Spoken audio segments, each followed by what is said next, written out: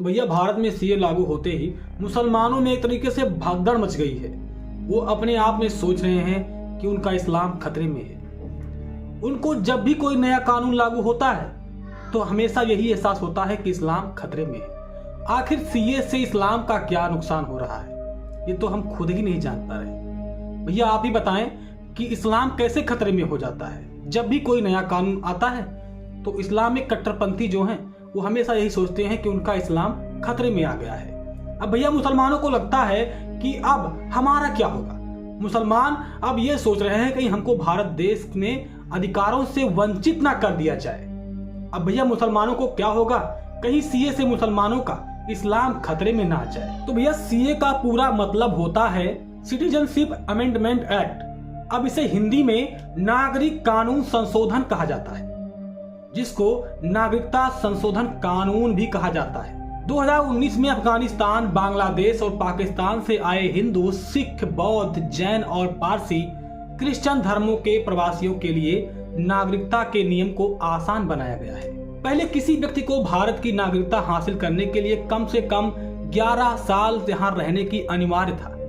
इस नियम को आसान बनाकर नागरिकता हासिल करने की अवधि अब 1 साल से लेकर 6 साल कर दिया गया है। यानी इन तीनों देशों के ऊपर उल्लेखित 6 धर्मों के बीते 1 से 6 सालों में भारत आकर बसे लोगों को नागरिकता मिल सकेगी। आसान शब्दों में कहा जाए तो भारत के 3 मुस्लिम बहुसंख्यक पड़ोसी देश से गैर मुस्लिम प्रवासियों को नागरिकता देने के नियम को आसान बनाया गया है। इस कानून के तहत जो लोग किसी दूसरे देश में रहकर उस धर्म में प्रताड़ित किए गए हैं और उनकी संख्या बहुत कम हो गई है, अगर वो इलीगल तरीके से भारत में आते हैं, जिनका कोई भी कागजात या कानून प्रक्रिया का कोई भी यात्रा करने का सबूत नहीं है, फिर भी अगर वो इन धर्मों से आते हैं जैसे हिंदू, सिख, जैन, पारसी, बौद्ध, ऐसे धर्मों के लोगों को जो प्रताड़ित होकर आए हैं उनको यहाँ पर नागरिकता दी जाएगी और उनको रहने की व्यवस्था की जाएगी। वो यहाँ पर रहकर वोट दे सकेंगे और सरकार भी बना सकेंगे और वो यहाँ पर जिस तरह से हम अपने भारत देश में रह रहे हैं वैसे भी वो भारत के मूल निवासी बन जाएंगे। ये है नागरिकता संशोधन कानून, जिसे सीए कहा जाता है। अब इस कानून में मुसलमानों का सबसे बड़ा विरोध ये है कि इसमें खास तौर पर मुस्लिम समुदाय को निशाना बनाया गया है। उनका तर्क है कि यह संविधान के अनुच्छेद 14 का उल्लंघन है, जो समानता के अधिकार की बात करता है। लेकिन मैं आपको बता दूं सच्चाई है क्या। सच्चाई ये है कि मुस्लिम जो सोच रहे हैं कि उनका जो कानून के बारे में ये मानना है कि जनसंख्या वृद्धि कर रहे हैं, बहुत जल्द वो इस देश को इस्लामिक राष्ट्र बनाना चाहते हैं। उनकी मंसूबे पर सरकार पानी फेर रहा है, क्योंकि जो भी हिंदू, जैन, पारसी किसी दूसरे धर्म में सताए गए हैं, दूसरे देश में सताए जाते हैं और वहां से भागकर यहाँ नागरिकता ले रहे हैं, तो उनके वोट बैंक का बहुत बड़ा नुकसान हो रहा है।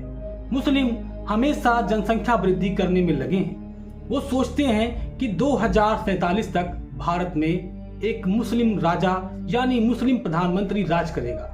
अब उनकी मंसूबे पर पानी ये फिर रहा है कि जो भी नए धर्म के लोग अगर इस धर्म में आ गए, वो मुस्लिम तो है नहीं, गैर मुस्लिम है।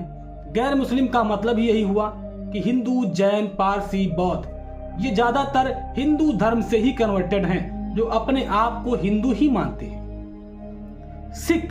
सिख वो धर्म है जो हिंदू की एक छाया है। जैसे मान लिया जाए हिंदू भाई भाई होते हैं और सिख को सैनिक के रूप में गुरु नानक देव ने बनाया था। अब सैनिक का मतलब उन्होंने सिख की भाषा में, पंजाबी भाषा में उसको सिख कहा। सिख यानी सैनिक। अब सैनिक की कोई अलग से जाति या कोई धर्म नहीं होती है, वो थे तो हिंदू ही। मुसलमानों से सताए हुए लोग सिख बन गए थे, क्योंकि उनको युद्ध करके मुगल राज से मुसलमानों को भगाना था। अब इनको अपने धर्म का रोना रोना है, क्योंकि ये कट्टरपंथी मुसलमान ये सोचते हैं कि अगर ये कानून लागू होता है तो फिर विदेशी जो भी हैं, चाहे बांग्लादेश से हों या पाकिस्तान से हों या फिर म्यांमार से हों, जो भी बौद्ध, सिख, फारसी या फिर जैन लोग हैं, जो भी यहाँ पर आ जाएंगे, वो भारत की नागरिकता पाने के बाद वहां की सरकार को ही बनाएंगे जो हिंदू धर्म को प्रोटेस्ट करती है, न कि इस्लामिक धर्म को। इसलिए इनको अपने धर्म का रोना है। सीए लागू होगा तो इनको तकलीफ होगी। अब आप ही बताएं, पाकिस्तान में कभी 25% हिंदू हुआ करते थे। देश के बंटवारे के बाद वहां पर 25% हिंदू थे।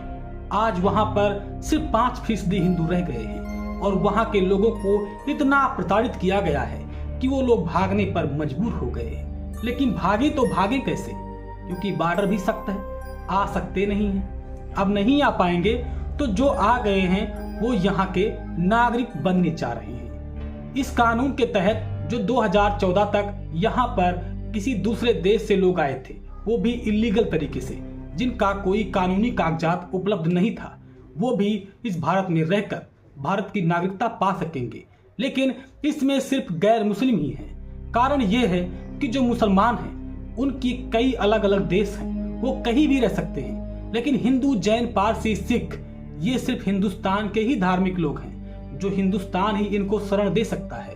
और तो आप समझ ही चुके होंगे कि जो भी पाकिस्तान है या बांग्लादेश है, जहां मुस्लिम कंट्री है, वहां किसी दूसरे धर्म को रहने की, जीने की और पूजा पद्धति की इजाजत नहीं मिलती है। अभी आप चाइना में देख लीजिए, चाइना में बहुत से ज्यादा बौद्धिस्ट हैं, लेकिन जहां बौद्धिस्ट हैं वहां पर मुस्लिमों का रहना वहां पर एकदम से खत्म कर दिया गया है। अब जहां पर जिस धर्म की ज्यादा संख्या है वो उसी को प्रोटेस्ट कर रहे हैं। एक हिंदुस्तान ही है, यानी भारत, जिसमें सभी धर्म को बराबर संविधान के तहत सबको एक नजर से देखा जाता है, सबको संविधान के दायरे में रहकर सबका सम्मान किया जाता है। लेकिन अब इन कट्टरपंथियों का रोना तो खत्म कभी हो ही नहीं सकता, क्योंकि इनका तो मानना ही है कि हमारे धर्म पर संकट आ रहा है। हमेशा से रोते आ रहे हैं। चाहे शाहीन बाग ले लीजिए, जो दिल्ली का शाहीन बाग था, ये हमेशा वहां पर प्रोटेस्ट कर रहे थे कि शाहीन बाग में हम प्रोटेस्ट करेंगे, सीए लागू नहीं होने देंगे। सीए लागू होने से इनका नुकसान क्या हुआ है? इनको देश से निकाला नहीं जा रहा है, इसी देश में रहेंगे। लेकिन जो लोग वंचित हैं, परेशान हैं, पीड़ित हैं, किसी दूसरे देश में रहकर उनको जीने का अधिकार छीन लिया गया है, वही इस भारत देश में आकर इस भारत देश की नागरिकता हासिल कर रहे हैं। इसमें आखिर सरकार गलत क्या कर रही है? ये कोई गलत नहीं कर रही है, ये अच्छा ही कर रही है, क्योंकि एक हिंदुस्तान ही है जो किसी अन्य धर्म के लोगों को यहाँ पर रहने की इजाजत दे सकता है और कोई भी अलग देश ऐसा नहीं कर सकता है। तो इसी के साथ आप इस वीडियो का जो भी टाइटल था या भी जो भी बनाना चाहता था, जो बताना चाहता था, उसको आप समझ चुकी होंगी कि मैं क्या कहना चाहता हूं। अगर आप समझ चुके हैं तो ऐसी ही जानकारी के लिए आप हमारे इस चैनल को सब्सक्राइब कर लें और वीडियो को लाइक करें और हमेशा की तरह हमारे चैनल को शेयर भी करें, जिससे आपके दोस्त मित्रों को भी ऐसी जानकारियां प्राप्त हो जाएं। और फिर ऐसे ही नए वीडियो को लेकर मैं हमेशा आपके लिए तत्पर रहूंगा। अब लेते हैं आपसे इजाजत, मिलेंगे फिर ऐसे खास नई वीडियो के साथ। तब तक के लिए जय हिंद।